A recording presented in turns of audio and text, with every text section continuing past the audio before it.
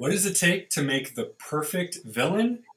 If you're Star Wars, you take a terrifying celestial being, add a little bit of Lovecraftian horror.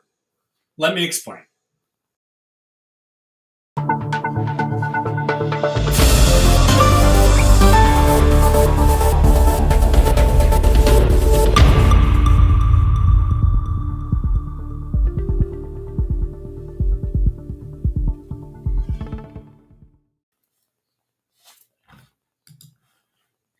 Welcome back, everybody. I'm Rob. That's my mom, Karen. And on today's episode of Books, Banter, and Beyond, we're going to talk about how to make the perfect, at least in my opinion, villain. And we're going to use Star Wars for this once again. You can't tell that I love Star Wars, but I do. I can tell. Well, she can tell because she knows. So the question that we have covers a specific character known as Abeloth. So we decided to say, how does a character like her stay so frightening and so popular after all this time? So let's give a little background on her first, for those who don't know who she is. She was a human who wanted to be part of the ones, the three, known as the Father, the Son, and the Daughter. And we'll talk about the religious connection in a second. She became known as the Bringer of Chaos after drinking from the pool of knowledge, the pool of power, and bathing in the pool of knowledge.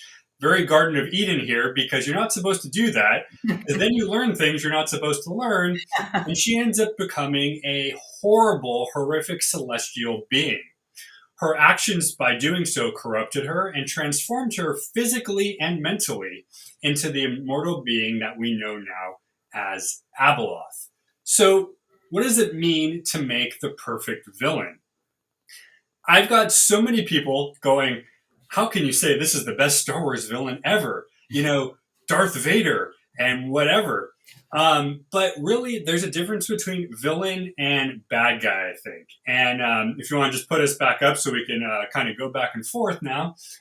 So in a particular series, we get to meet Abeloth, but we meet her through sound first. And that's the first kind of creepy thing. We don't see her until halfway through the series.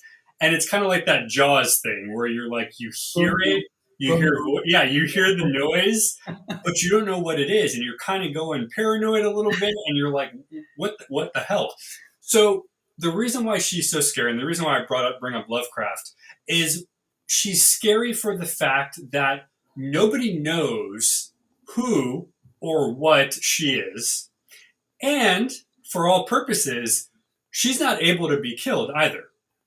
And the reason behind this, and again, I'm sure you probably know, as far as celestials go, as far as immortals go, you can't kill a godlike character.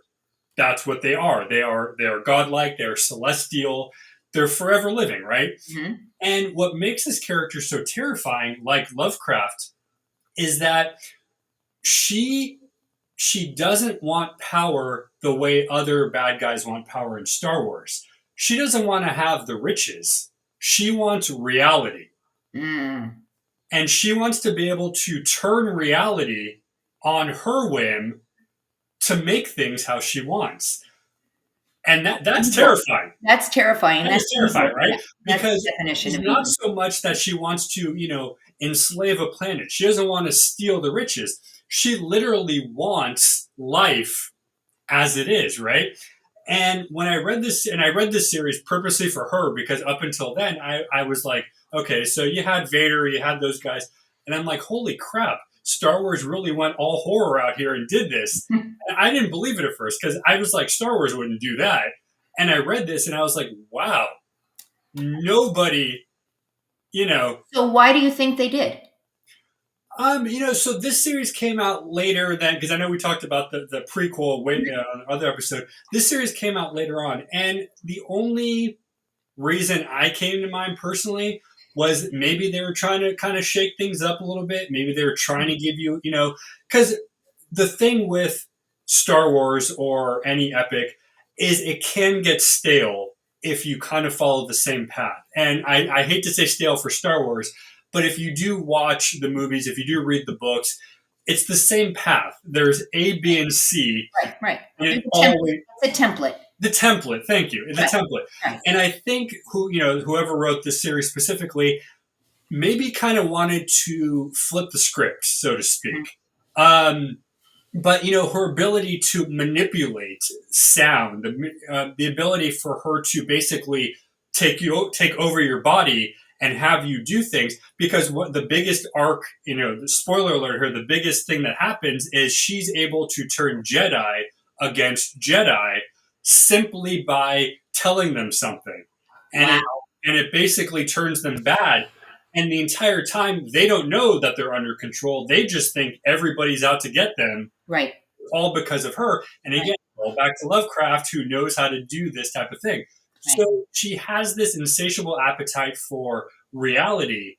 And what's funny is that when you do finally meet her and you do finally see her, she doesn't seem threatening physically. And we showed a minute ago her weird octopus version, but she doesn't seem necessarily threatening physically, other than obviously the mouth and the whatever.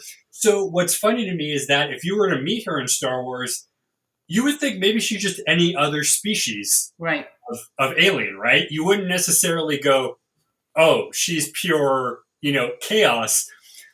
And it's amazing to me how after all these years, and one reason why I got back into Star Wars was because of that, because it reinvigorated my want to read more, Right. all because of this one character. Now, what's funny, and again, spoiler alert, is at the end of the series, she's killed, and I use air quotes, because even after the final battle and Luke and everybody comes home, he goes off and he has this kind of personal talk with his son, and without verbally saying it, he basically says, "We're not done, but we're done for now," because he knows that this particular entity hasn't been officially stopped, but he doesn't want to obviously incite any more fear because of what just happened down. Right. Right. So it's a great character, and again, we're gonna go over some more horror stories as we go through the episodes, but you'll see that there's a difference between a person who makes a bad guy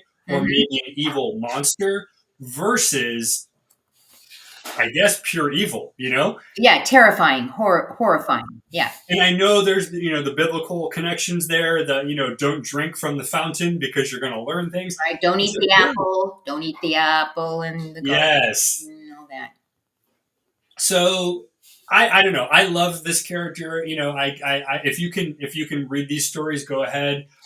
We'll get to what we have a little bit later. But I think once again you want I to did. quiz me and you want to. I did.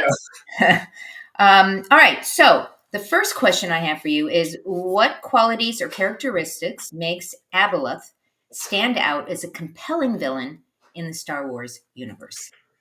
All right, so I think, as I just mentioned, I think the quality that really signifies her from a Darth Vader character is the invisibility of her, and the fact that she has so much control that nobody realizes. Because think about it, up until now, nobody in the universe even knew this character existed within the story, Right. let alone people that were reading.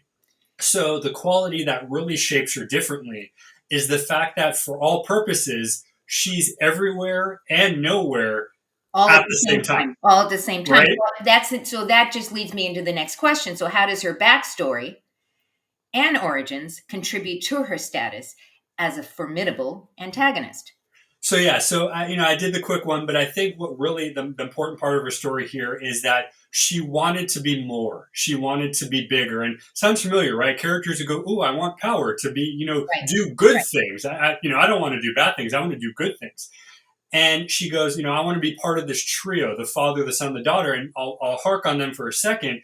They basically are the gods of Star Wars. They're the ones that basically control the universe, right? And again, we know the significance, the father, the son, and in this case, the daughter is the third of the Trinity, which I love. I think it's amazingly how they slide that in there. Yeah. But what she wanted to be something bigger. And she was something bigger. Right. But unfortunately, at the behest of the other three who told her, "Oh, hold on, whoa," she's like, "I'm going to do it anyway." And of course, right.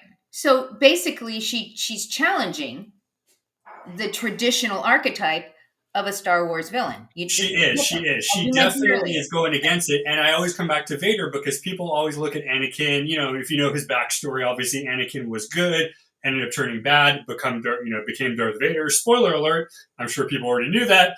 Right. So people go to him and they go, "Oh, well, he's the best villain out there because he was good. He turned bad." But he was more conflicted personally. He was a bad guy because he made some unfortunate life choices. Right. Let's put it that way. Abeloth, I believe, knew what she was doing and did it anyway. And that's what just makes her kind Which is of. a huge difference, right? Because I think we would both agree that sometimes things happen and they're bad, and you also know they were not intentional. When somebody knows it's bad and they do it anyways, that's evil. I mean, when somebody keeps saying, "Don't touch that," and you do it anyway and Do it something anyways. happens, that's your fault. Like you. Right, right. Well, we have some Star Wars books sitting in the bookstore. First of all, I just want to put this really cool graphic up here. So this is So this is the series that we meet her from. It is a 9-book series. If you guys can go check it out, it's on audio as well. If you guys want to read it, it's a very long story, but I think you guys are going to definitely enjoy this guy right here for sure. So now, and let me get through this. Now, I'm going to put some individual books up here. And we had these on one of the last shows. Again, great prices, guys. Take your camera out, scan it. Here's the book. So again, another kind of antagonist, anti-hero here. This guy was a good guy. Again, Star Wars does a great job of making very intricate Mm-hmm. feeling. You know, you almost feel like you know this person from your family. Like that's how descriptive Right. you know. So great stuff. And then, of Again, course, another one. This is Heir to our the Empire. pals Yep. from, the Star Wars, Luke, Leia, Han, all those guys. And again, it's just more of the same adventure, the action, the fantasy, all that good science fiction stuff. And then, of course, Han Solo, his home planet, scruffy nerf herder, whatever the hell they called him. But he's a good guy at heart. And when his home planet's at war, he does his thing to go help and protect, the people he loves. So good stuff. Good stuff. And again, if Star Wars is not your jam, go check out the bookstore because, Rob has some amazing books in there. Next Chapter bookstore.shop. If you use the QR code on your far left, you're going to check out all the paperbacks and the hardbound books. If you do the one in the middle, if you're a comic book fan, you want to make sure you scan that. And of course, we have some really, really cool merchandise. We're both wearing t-shirts today, all different colors, right? All different colors. If you happen to be a gray girl like me, all different colors. Rob's blue. And we also have other things. We have mugs. You have one in white, I know, as well, that's in there. Got one in white. All sorts of other things. Cool stuff to support the Books Banter and Beyond show. Any last thoughts, Rob? I think you said it well. We have all these different shows. We try to cover all sorts of topics. If any of you out there watching have an author, have a book, an idea, let us know. We got so many cool things we can discuss. And stay tuned for more because we got some really more fun, I should say, coming up. So it's funner. It's even funner. It's funner. Go out, give somebody an awesome day. Goodbye, everyone.